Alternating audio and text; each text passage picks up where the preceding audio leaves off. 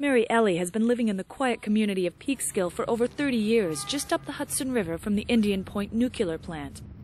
When the first reactor began operating in 1962, the facility brought hundreds of jobs and tax breaks to the community. Now she and many like her are fighting to get that plant shut down. The issue that really brought me into this for several decades is the high-level radioactive waste that's generated at Indian Point. That waste is kept in spent fuel pools, and they're as vulnerable as the spent fuel pools in Japan that we have been hearing so much about.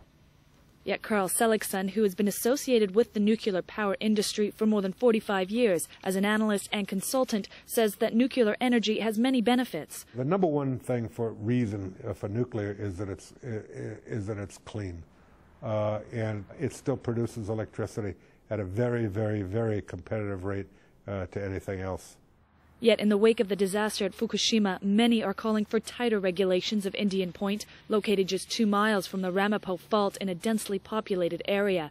Regulators have decided to look and see how much the plant would be damaged in the case of an earthquake. Previous assessments say it is the most at risk of all 104 nuclear facilities in the United States.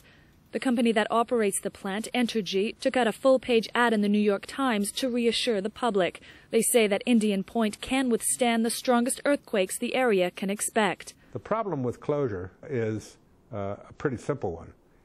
Indian Point 2 units produce about 2,000 megawatts of electricity, which is close to 20% of the electricity used and useful in New York City and Westchester County.